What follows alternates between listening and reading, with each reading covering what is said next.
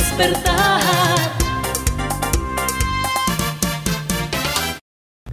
Hola, buen día, bienvenidos, bienvenidas a la entrevista de hoy. Esta mañana, tras saludarle a la señora prefecta Paola Pavón, queremos decir que vamos a tratar 4 temas. Bienvenida, prefecta. Uno, su perfil político, su llegada al Consejo Provincial, al gobierno de Pichincha. Luego hablaremos de los escenarios electorales y políticos, toda vez que estamos a menos de un año de las elecciones generales. Y finalmente, la situación jurídica por la que está atravesando. Muchas gracias, la presencia de la doctora Paola Berenice Pavón. Ella hace pocos días, hace 15 días cumplió 42 años, ¿no? El 28 de enero justamente cumplió 42 años, tan joven. ¿Cómo, cuándo y por qué se vinculó a la política, doctora Pavón? Fernando, buenos días, qué alegría estar con ustedes. Un saludo a toda la gente que nos mira en este espacio tan importante de información, de comunicación y de entretenimiento. Fernando, yo inicié muy joven, inicié a los 15 años desde las aulas del Colegio 24 de Mayo, empecé a sentirme muy identificada con las causas colectivas. Creo que esa es la principal motivación que hizo que Paola Pavón ingresé a la política formal ya a los 18 años, y esto sin duda se ha vuelto hoy mi opción de vida. ¿Era ya una mala palabra la política en ese entonces? Sí, yo creo que hay un interés de algunos sectores de estigmatizar la política que no necesariamente implica servirse, como han querido posicionar muchos sectores, y posiblemente la conducta de malos políticos, como en todo oficio y en toda profesión, ha ayudado a esa estigmatización. Yo además era muy joven, es muy raro incluso hoy encontrar jóvenes que se sientan motivados por la política formal. Así que sin duda siempre fui una persona rara, me decían. Mujer, joven y en política. Joven y chiva, ¿no? Además chiva. Eso sí, hasta ahora, bien chiva. Muy bien. Luego usted comienza política formalmente en la Izquierda Democrática. Así es. ¿Verdad? ¿Qué tiempo estuvo, qué sabores y sin sabores recuerda usted de la Izquierda Democrática? Mire, yo me vinculé a la Izquierda Democrática y para mí fue una decisión política. Era una elección en donde se disputaba la posibilidad de una opción de izquierda al frente del país o los sectores más retardatarios. Después entro formalmente a ser parte de las juventudes de Izquierda Democrática. Cosas muy gratas, yo tuve una muy buena escuela en Izquierda Democrática. La Izquierda Democrática era una estructura que por la misma conformación y el liderazgo de Rodrigo Borja era una organización que estaba siempre en territorio. En ese tiempo las células de la Izquierda Democrática en los distintos barrios de Quito eran muy conocidas, había mucho trabajo político. Y esa es de las cosas que yo reconoceré de esta tienda política. Yo aprendí ahí a hacer una política vinculada al territorio y eso marcó también mi carrera política. Temas ingratos, yo creo que para muchos que fuimos parte de esta tienda fue un golpe doloroso cuando la Izquierda Democrática, bajo el liderazgo de algunos innombrables, empieza a ser una organización que toma un camino hacia la derecha. Mi salida de la Izquierda Democrática fue una salida política, y fue una salida política cuando la Izquierda Democrática decide no apoyar la Constitución de Montecristi. Para mí eso era inadmisible. La Constitución de Montecristi era una constitución que recogía las luchas de los sectores de izquierda, de las organizaciones sociales, de los jóvenes, de las mujeres, del pueblo indígena, del pueblo afro, y la postura fue decirle no a la consulta en ese referéndum. Ahí comienza entonces la vinculación con Alianza País. Mire, yo tengo ahí un periodo de mi vida en donde hice política sola. Yo decidí, por mi vinculación a los barrios del sur de Quito, decidí hacer campaña por la consulta, pero sin partido. Iba con la Constitución en la mano, con los artículos que me interesaban, los artículos de participación, los artículos de los medios de comunicación, los derechos de las mujeres, los derechos de los jóvenes, de las personas Pero en ahí movilidad. de esa manera iba ganándose también la mirada de Rafael Correa. Mire, fue una campaña bastante modesta. Más bien mi vinculación con la Revolución Ciudadana es uno de los capítulos políticos más hermosos de mi vida, porque me lleva a hablar de un hombre a quien yo quise mucho, que fue el comandante Tomás Borges de la Revolución Sandinista, que en ese tiempo era el embajador para el Ecuador y Perú. Y él hace una visita y por relaciones anteriores yo tenía un rol de secretaria del comandante cuando venía al Ecuador. Y él me dice, quiero en esta visita hablar con el presidente Correa. Y el presidente Correa le recibe al comandante y yo asisto con el comandante. Ese es mi primer encuentro con Rafael Correa. Y Rafael Correa, que era un hombre que siempre tenía la precaución de saber con quién hablaba, cuando ya se terminaba la entrevista me dice, Paola, ¿y cuándo vienen a la Revolución Ciudadana? Entonces, en mi juventud y en la sensación de que no sabía políticamente hacia dónde quería ir, le respondo y le digo, estamos pensando. Entonces el presidente Correa, cuando cerraba la puerta, me dice, esa es la diferencia entre los reformistas y los revolucionarios. Usted debería estar acá. Y después ya mi entrada fue formal a propósito de las únicas elecciones primarias abiertas, generales, que hizo Alianza País. Ahí participé como candidata, me inscribí, pasé los distintos filtros y terminé séptima en esa papeleta, que me permitió luego ser candidata a la Asamblea por Alianza País. Muy bien, estos los pasos de la doctora Paola Pavón. Pero ¿cuándo se vuelve revolucionaria Paola Pavón? Toda vez que en Izquierda Democrática no habían revolucionarios, que yo sepa, y no sé en Alianza País cuántos o quiénes nomás eran o son revolucionarios.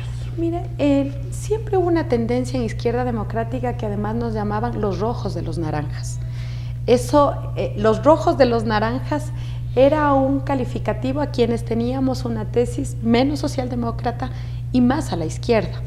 Y siempre tuvimos disputas muy fuertes con sectores como los de Andrés Vallejo, de Andrés Páez. Siempre representamos una tendencia mucho más a la izquierda. Por eso es que mi llegada a la Revolución Ciudadana es una llegada desde lo ideológico bastante cómoda. Yo me sentí acogida, muy cómoda y sobre todo retratada en esa constitución que fue el trabajo y el liderazgo de esta naciente organización política que llegaba a trastocar el statu quo en el Ecuador. Por supuesto que hay revolucionarios en la Revolución Ciudadana. Esta es una organización que sin duda, como toda organización... Pero no todos, por supuesto, ¿no? Y está bien, Fernando, porque una organización política tiene que ser la expresión de las distintas corrientes de pensamiento.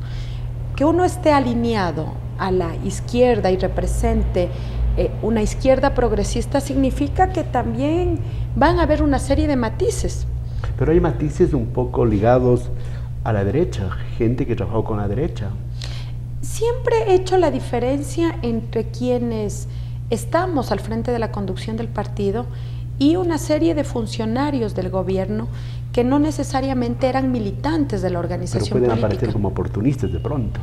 Sí, más que oportunistas, Fernando, cuando uno está en el ejercicio del gobierno, uno tiene que comprender que primero es el representante de todos y todas, de los revolucionarios y de los no revolucionarios, de los que votaron por usted y los que no votaron por usted. ¿Y de los contrarrevolucionarios tal vez? Y mire, yo no diría de los contrarrevolucionarios, pero diría de gente que no le interesa la política. Hay muchísima gente que pasa por aquí afuera de este set que no le interesa la política, tiene otras lógicas de actuación, le interesa tener trabajo, le interesa resolver sus problemas. El día a día. El día a día. Y en esa lógica uno no puede hacer la conducción de un gobierno, y hoy me pongo en primera persona porque soy prefecta de la provincia, uno no puede hacer un gobierno solamente con militantes de sus características ideológicas y políticas. De hecho, puede ser un riesgo porque usted no está mirando de forma integral la realidad de la sociedad o el territorio que representa. En esa cuantificación y cualificación,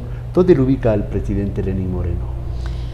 Mire, el capítulo de Lenín Moreno, que es un capítulo doloroso no solamente para la Revolución Ciudadana, sino para el país, es la muestra viva y la representación de una persona que utilizó la política para ocupar un espacio de poder sin pertenecer a una concepción ideológica y política que amerita para conducir un Estado. ¿En su momento fue el compañero revolucionario? Mire, Lenin siempre fue la representación de un sector que se cuidaba mucho de decir que estaba en el ala revolucionaria. Como usted recordará, era el que buscaba representar los intereses y los distintos sectores de la sociedad. Él, de hecho, jugó estratégicamente un rol de mantenerse en una segunda línea y sin duda creo que no solamente nosotros como organización política, sino el país fue engañado por este personaje. Pasemos este tema. Tema amargo. Diciendo que la doctora Paola Pavón, actual prefecta provincial de Pichincha, fue asambleísta 2 periodos, ¿no? Fue ministra o secretaria de Seguridad, secretaria de Política. Ahora queremos arribar al Consejo Provincial, una instancia donde usted hizo sus armas políticas también, ¿no? Trabajó mucho tiempo en el Consejo Provincial y luego en las elecciones del 2019 llegó a ocupar y está en ese alto cargo. Pero con tantas inquietudes, con tantas preocupaciones como políticas, compañeros presos, sus compañeros, ¿no? Autoexiliados, usted misma con un problema judicial, me imagino preocupaciones familiares. De los cerca de 270 días, 75 presas, ¿cuánto les ha dedicado al Consejo Provincial y qué ha hecho de los 5 ejes? Riego, empleo, producción agrícola, vialidad y seguridad, los ejes principales de su propuesta. ¿Qué ha podido realizar? Mire, Fernando, mi vinculación con el gobierno provincial es una vinculación a mi juventud. Yo inicié como promotora social en el gobierno de la provincia de Pichincha y eso me ha nutrido mucho y hoy siento que me permite tener destrezas especiales para la conducción del cargo porque yo hice una carrera de ascenso. Yo fui promotora social, luego fui técnica comunitaria, después fui jefa de área, después fui asesora de prefectura en los temas comunitarios y sociales. Ese fue mi paso. Parecería que fueron muchos años, pero no fueron tantos, porque yo tuve que dejar el gobierno de la provincia de Pichincha. Una carrera de vértigo, la de Paola Pavón, ¿no? Mucho vértigo, posiblemente por el impulso del trabajo, porque uno de mis defectos, como dicen algunos de mis colaboradores, es que tengo jornadas muy fuertes de trabajo. Me gusta mucho el trabajo, me siento conectada con las necesidades de la gente y eso me apasiona, esa es mi pasión. ¿Qué ha podido hacer en estos 9 meses incompletos? Mire, Fernando, primero hemos llegado a poner la casa en orden. Y después de 20 años de una misma administración, sin duda había que mover esa canasta de frutas. Y eso ha pasado desde los temas administrativos hasta los temas de cómo queremos que el gobierno provincial lidere el desarrollo de la provincia. Usted me ha dicho, son 5 ejes los que Paola Pavón se comprometió en la campaña. Yo quisiera iniciar por el que para mí es en este momento el prioritario, no para mí, sino para la sociedad ecuatoriana, el tema del fomento del empleo. Nosotros como gobierno provincial tenemos la competencia productiva y hemos dado saltos cualitativos en áreas como la de apoyo a la producción. Nosotros nos pusimos la meta de tener centros de valor agregado en cada uno de los cantones de la provincia y hemos dado ya pasos importantes en ese sentido. ¿Podemos cuantificar en cuánto empleo? Mire, más que cuantificar en empleo, decirle para que la gente pueda graficar y comprender el mensaje. Hace algunos meses inauguramos el Centro de Valor Agregado del Cacao en Puerto Quito. ¿Por qué es importante este Centro de Valor Agregado? Porque el problema de la provincia no está en la producción, está en darle valor agregado a la materia prima y luego ayudar a que esa producción tenga espacio en el mercado. Esa es la principal debilidad de nuestros productores. Entonces, cuando usted motiva la asociación de cacauteros, como lo hemos hecho en el noroccidente, pusimos las máquinas para que puedan procesar el cacao Hoy están haciendo un chocolate riquísimo. Además, Fernando, le invito a usted y a la gente que me mira que asista a Puerto Quito. Pusimos el punto de información conjuntamente con el municipio de información turística. Es uno de los cantones más bellos que tiene la provincia. Es la entrada ya a la costa ecuatoriana y además van a comer un cacao riquísimo. Entonces, ¿qué hemos hecho?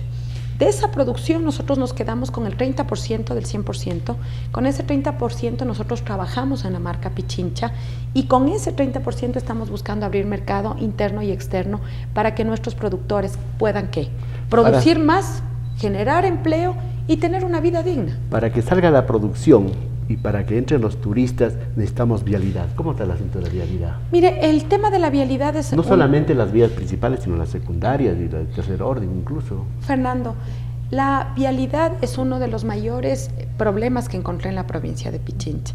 Le comento, este fin de semana estuve visitando el noroccidente de Pichincha, o lo que hoy le conocemos orgullosamente la zona del Chocó Andino, que es la declaratoria de biosfera del Chocó Andino a la que nos hicimos acreedores por estos territorios magníficos que guardan nuestra biodiversidad, y discutía con los presidentes de las juntas parroquiales que literalmente hace 20 años no se ha dado mantenimiento ni a las carreteras de primer orden ni a las de segundo orden. Y le voy a poner dos ejemplos. La Calacalí, Río Blanco, que hace 20 años está abandonada, literalmente 20 años abandonada, y la carretera Armenia-Pacto, que junta la Calacalí con la parroquia de Pacto. La Armenia-Pacto fue un proyecto en el que personalmente trabajé para el asfaltado. Desde que se asfaltó esa vía no se ha dado mantenimiento. Tengo el 65% de la maquinaria obsoleta. Entonces, ¿qué hemos hecho? Primero, hemos hecho una fuerte inversión en maquinaria que la pensamos ver ya en este año, que se concrete, porque todo el periodo anterior usted sabe que como gobierno autónomo que asumimos en mayo, tuvimos la aprobación del presupuesto prorrogado a finales del mes de agosto. Iniciamos el proceso de contratación, he destinado 3,5 millones para tecnificar la maquinaria del gobierno de la provincia de Pichincha. Por cuestión de tiempo, dejémoslo ahí, este tema. Pasemos un poco a revisar el asunto de la coyuntura electoral, de la coyuntura política, sabiendo que estamos a menos de un año de las elecciones generales, presidente, vicepresidente, parlamentarios, andinos y legisladores. Asambleístas. Antes de responder a la pregunta, sobre todo para la ciudadanía que nos escucha, estamos haciendo un gran esfuerzo. Las dificultades son muchas en el gobierno de la provincia, pero la producción, la vialidad y el turismo, que son nuestros ejes, son la actividad prioritaria y la que más colma el despliegue de los funcionarias del viceprefecto y de la prefecta a la cabeza. Vamos al tema político. Este es un año fundamental. El día de ayer vi que se modificó el calendario electoral. Pasamos del 7. Quiero decirle a la gente que me mira, sé que han sido años duros, difíciles, que hay mucha desesperanza, Fernando. 8 de cada 10 ecuatorianos sienten que el siguiente día va a ser más duro y difícil del que vivieron hoy. ¿Ustedes van a participar con candidatos propios, con alianzas? ¿Cuál es la idea? Y quiero decirle a la gente que este sentimiento de desesperanza pronto va a pasar. Les pido que resistan. Estoy segura que el 7 de febrero del 2021 volveremos a vencer y lograremos tener la conducción de este país para lograr volver a ser ese Ecuador que nos daba muchísimo orgullo y dignidad. Vamos a participar, estamos en el mejor momento. Nosotros en este momento, por todos los avatares, somos Revolución Ciudadana, Compromiso Social. Nos van a encontrar en el casillero número 5, en la lista número 5, que es con la que ya participamos en los gobiernos locales. Nos interesaría una alianza. Estamos hablando de un frente, Fernando, que nos permita que todas las corrientes progresistas podamos enfrentar en conjunto la arremetida de los sectores de derecha y los sectores oligárquicos, que además, le quiero decir, no solamente operan aquí. Desde el norte del país hacen operación política para que aquí los corifeos puedan levantar sus tesis políticas. Sus principales cuadros y líderes de este rato están fuera del país, otros están presos, y yo veo las alianzas como que le ven como que fuera el coronavirus. Nadie quiere acercarse al exgobierno, al expresidente. Mire, Fernando, nada más lejos de la realidad.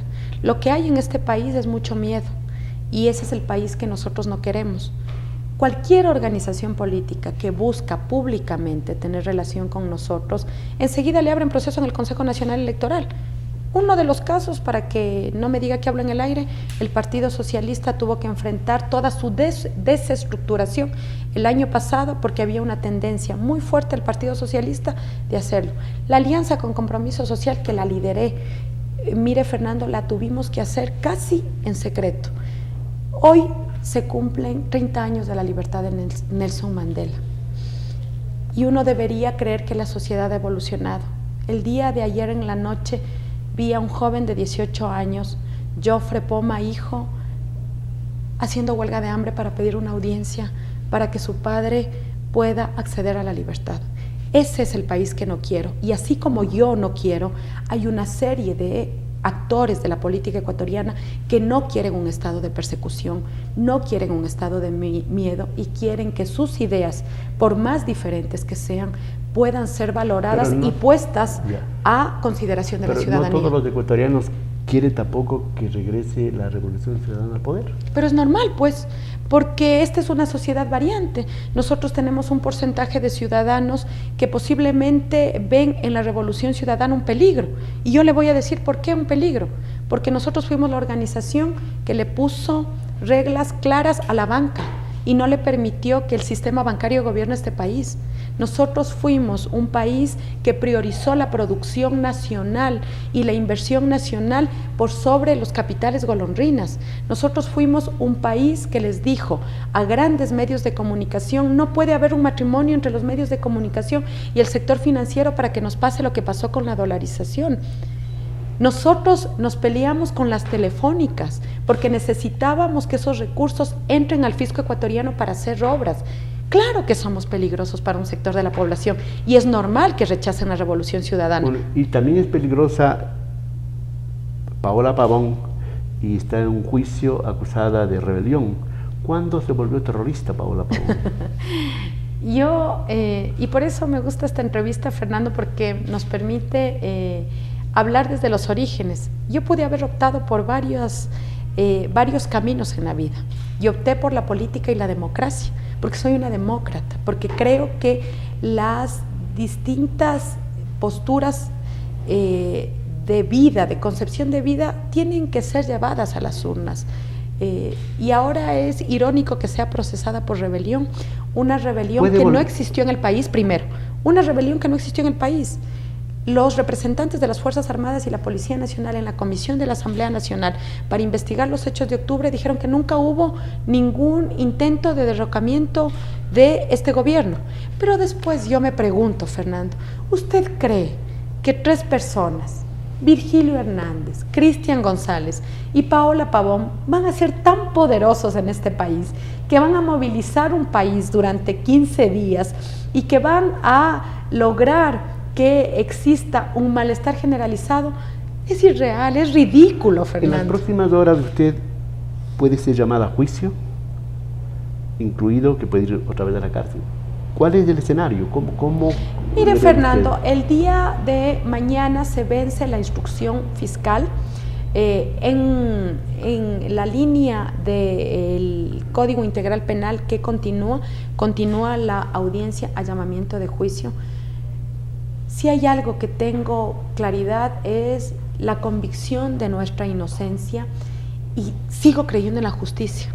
Si no creyera en la justicia, no habría logrado la medida sustitutiva que me permita salir de la cárcel un 25 de diciembre. Creo en Dios y creo en la justicia. Por el Día del Amor también puede darle otro regalo, ¿no? Mire, yo espero que tengamos la suerte de tener un juez o una jueza que actúe en derecho.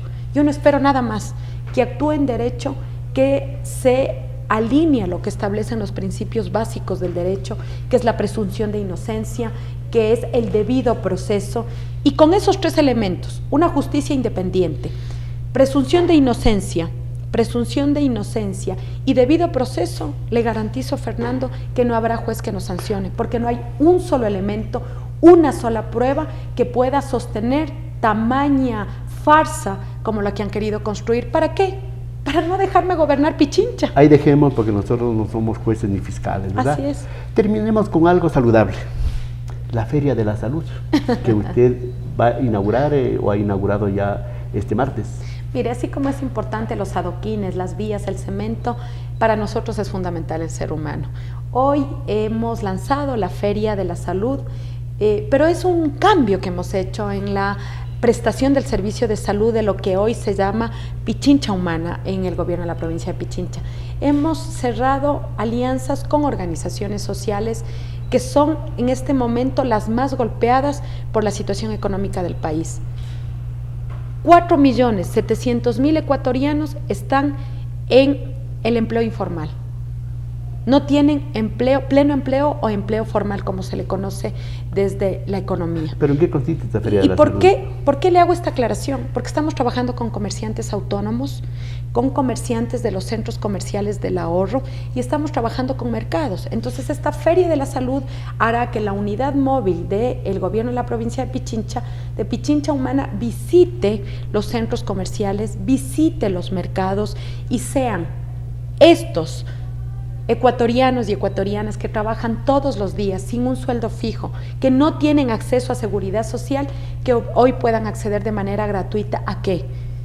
Atención odontológica, a atención ginecológica en el caso de nuestras mujeres, que puedan nuestros niños tener acceso a un pediatra.